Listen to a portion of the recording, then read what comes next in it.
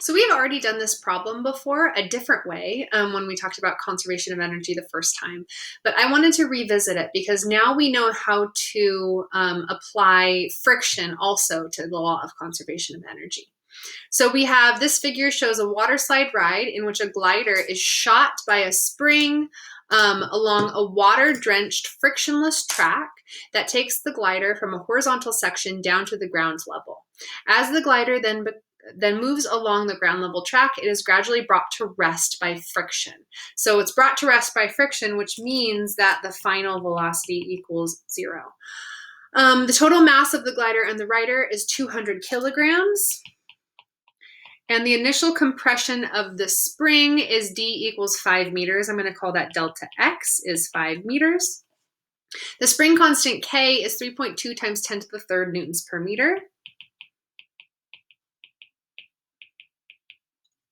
The initial height H is 35 meters. Whoops, not M, H. Initial is 35 meters.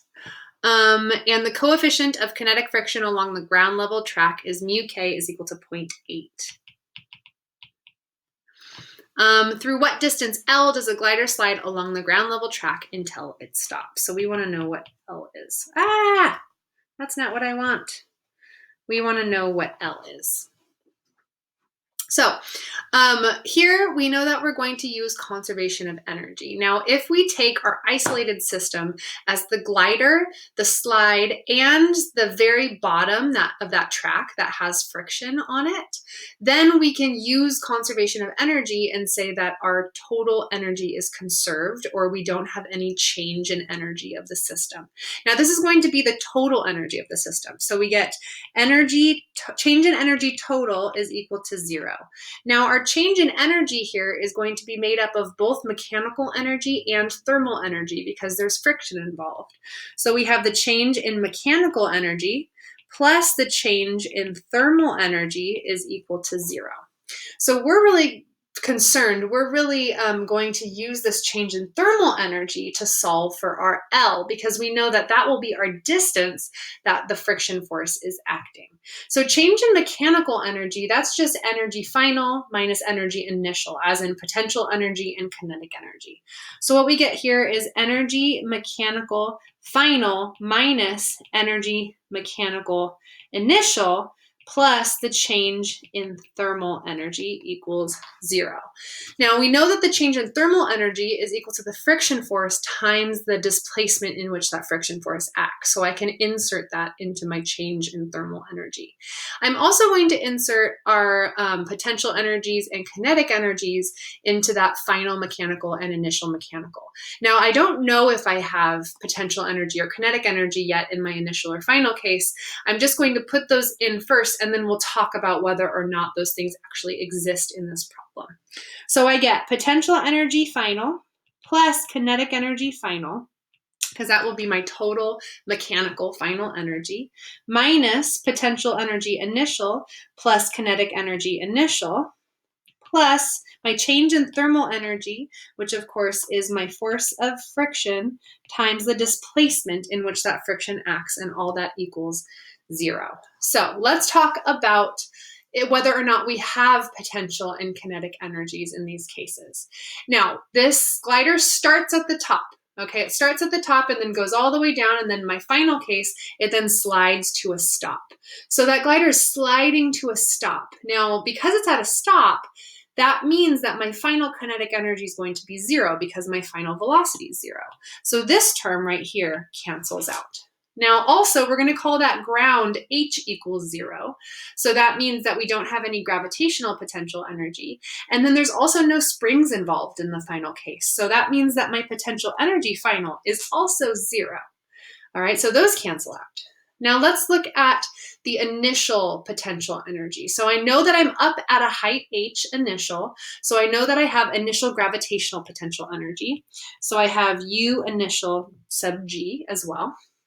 And then I also know that glider it's compressed, right? It's compressing a spring, which means that I also have initial potential energy, elastic potential energy.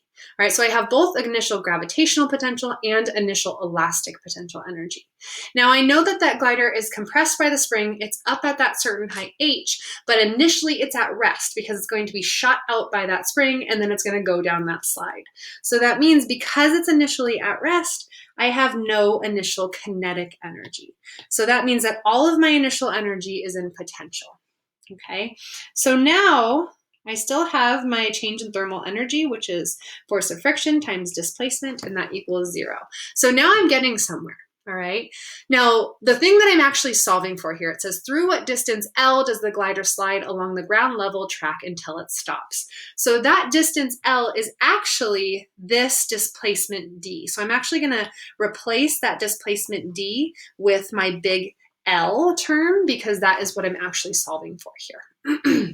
So now what I'm going to do is I'm going to add those potential energies to the other side so I can start solving for what I want to solve for. So I have force of friction times L is equal to the initial gravitational potential energy plus the initial elastic potential energy. Now what I can do is I'm going to divide both sides by the force of friction, and then we will start plugging in our equations for these things because I know that I have an equation for the gravitational potential energy, I have an equation for elastic potential energy, and I have an equation for the force of friction. So L will be equal to initial gravitational potential plus initial elastic potential divided by the force of friction. I know that the initial gravitational potential energy is equal to mass times acceleration of gravity times initial height, plus the initial elastic potential energy, that's equal to 1/2 times the spring constant K times that compression distance squared. And then we're going to divide by the force of friction, which I know is mu K times the normal force. Now, if I look at a free body diagram of this glider as it's sliding to a stop from friction, we have the force of friction backwards, normal force up, and the force of gravity down. So here I can see that since it's not accelerating up or down, that the normal force is equal to the force of gravity. So what I'm going to do here is I'm actually going to replace the normal force with the force of gravity, which is mass times acceleration of gravity. And now I can solve for L because I know what the mass is, I know what the initial height is, I know what the spring constant is, I know the compression distance, and I know that the coefficient of kinetic friction is 0.8 as well. So we can plug in our numbers.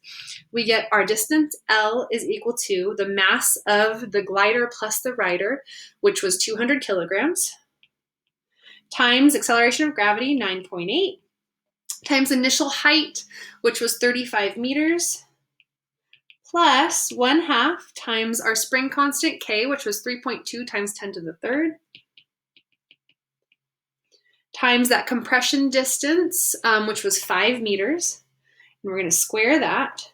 And then we're going to divide all that by the coefficient of kinetic friction, which is 0.8, times the mass, 200 kilograms, times the acceleration of gravity, 9.8 meters per second squared. I apologize, I dropped all my units because I knew that I was going to run out of room.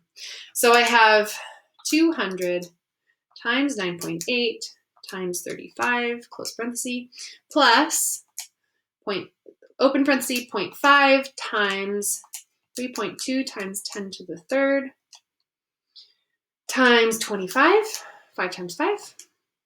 So that's my numerator. I have 108,600 on my numerator, and then I'm going to divide by open parenthesis 0.8 times 200 times 9.8, close parenthesis, and I end up getting that my distance L is 69.26 meters. And if I remember correctly, this was the same answer that we got when we used conservation of energy and then Newton's laws to solve this same problem. So here you can see that you can use conservation of energy and include thermal energy if you include that the entire system is the glider, the slide, and that ground level track where friction exists.